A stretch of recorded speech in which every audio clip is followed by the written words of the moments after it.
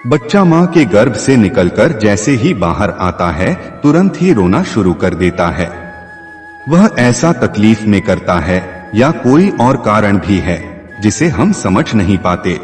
क्या आपने भी कभी सोचा है कि आखिर बच्चा जन्म लेने के तुरंत बाद रोता क्यों है? इसके पीछे का सटीक कारण क्या है? हिंदू धर्मशास्त्रों के अनुसार वैसे तो इसके पीछे एक पौराणिक कथा की मान्यता है जिसका विवरण विष्णु पुराण में मिलता है।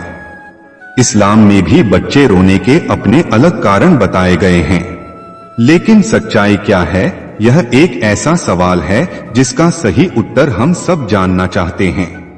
शिशु के जन्म लेते ही रोने के कारण को विज्ञान एक सहज और आवश्यक प्रक्रिया मानता है। तो दोस्तों आइए इस वीडियो में सबसे पहले हम बच्चे के रोने को लेकर वैज्ञानिक दृष्टिकोण समझते हैं, फिर हिंदू धर्मशास्त्रों में वर्णित उस पौराणिक कथा को जानेंगे जिसका उल्लेख विष्णु पुराण में मिलता है। नमस्कार दोस्तों, स्वागत है ज्ञान गोपी YouTube चैनल पर। आपसे विनती है कि चैनल को सब्सक्राइब कर लीजिए और कमेंट बॉक्स में जय श्री कृष्ण लिखकर परमात्मा को अपना आभार व्यक्त कीजिए। दोस्तों, नए जीवन की प्रक्रिया पुरुष और स्त्री के समागम के साथ शुरू होती है, जिसके फलस्वरूप जीव को एक नए शरीर के रूप में स्त्री के गर्भ में स्थान मिलता है। जब तक बच्चा माता के गर्भ में रहता है तब तक वह सांसारिक दुनिया से अनजान होता है। माता के गर्भ में वह जीवित तो होता है परंतु वह सांस नहीं लेता। उसके शरीर को खाना पीना इत्यादि मां से जुड़ी गर्भनाल से प्राप्त होता रहता है। बच्चे के फेफड़े तो बन जाते हैं लेकिन वह प्रयोग में नहीं रहते। बच्चा मां के गर्भ में एक पतली झिल्ली के अंदर बंद होता है जिसमें तरल पदार्थ भरा होता है। इस तरल पदार्थ को वैज्ञानिक भाषा में एमनियोटिक फ्लूइड बोलते हैं। यही तरल पदार्थ बच्चे के मुंह, श्वास नली और फेफड़ों तक में पहुंच जाता है। लेकिन जब तक बच्चा मां के गर्भ में रहता है तब तक इस तरल पदार्थ से बच्चे को कोई कष्ट नहीं होता, बल्कि इसी तरल पदार्थ की वजह से वह मां के गर्भ में सुरक्षित रहता है। प्रसव की क्रिया मां और बच्चे दोनों के लिए कष्टदायक होती है। बच्चा बहुत सकरे मार्ग से निकलकर दुनिया में आता है। जिस क्षण बच्चा मां के गर्भ से बाहर निकलकर इस संसार में आता है उसके आसपास का परिवेश बदल जाता है। अब शिशु को जीवित रहने के लिए श्वास की जरूरत होती है। शिशु के फेफड़े प्रथम बार काम करना शुरू करते हैं, लेकिन फेफड़ों में वही तरल पदार्थ पहले से ही भरा होता है जिसे बाहर निकालना बच्चे के स्वास्थ्य के लिए बहुत जरूरी होता है। इसीलिए डॉक्टर बच्चे की डिलीवरी होते ही गर्भनाल को काट देते हैं और बच्चे को उल्टा करके उसके मुंह से इसी तरल पदार्थ को बाहर निकालते हैं।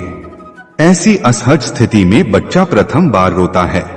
रोने की प्रक्रिया के दौरान बच्चा एक गहरी सांस लेता है जिससे हवा फेफड़े के अंदर प्रवेश करती है और फेफड़े में भरा तरल पदार्थ बाहर निकल जाता है। इसलिए बच्चे का प्रथम बार रोना बच्चे के स्वस्थ होने का संकेत होता है।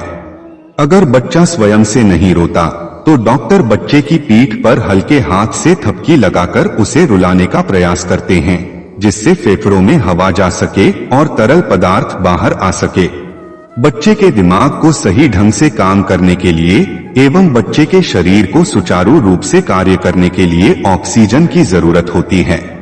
जिन बच्चों के फेफड़े से तरल पदार्थ नहीं निकल पाता उनके फेफड़े में पर्याप्त हवा नहीं पहुंच पाती।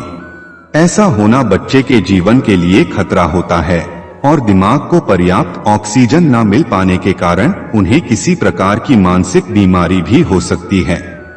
तो दोस्तों, यह बातें थी विज्ञान की। आइए अब जानते हैं पैदा होते ही बच्चे के रोने को लेकर धर्म ग्रंथों में क्या लिखा है। शिशु जब प्रथम बार रोता है तो उसके रोने का स्वर कुछ इस प्रकार सुनाई देता है जैसे वह पूछ रहा हो, कहाँ हूँ मैं, कहाँ हूँ। विष्णु पुराण के मुताबिक जब ब्रह्मा जी सृष्टि की रचना कर रहे थे उन्होंने स्वयं जैसा पुत्र पैदा करने का विचार किया तो उनकी माया से गोद में एक मायावी बालक प्रकट हुआ। ये बालक रोते हुए ब्रह्मा जी की गोद में उथल पुथल करने लगा।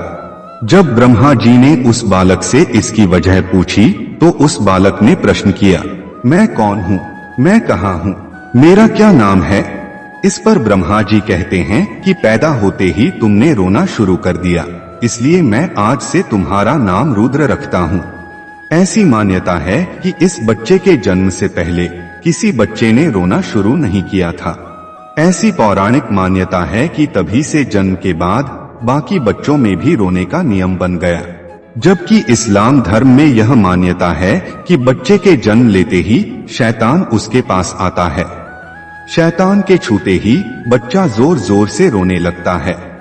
इसीलिए ऐसी मान्यता है कि जब बच्चे की पैदाइश हो जाए तो फौरन उसके दाएं कान में अजान और बाएं कान में इमामत पढ़नी चाहिए, ताकि बच्चा शैतान के डर से महफूज अल्लाह की पनाह में रहे और पैदा होते ही अपने परवरदिगार का नाम सुन ले। क्या आपको बच्चे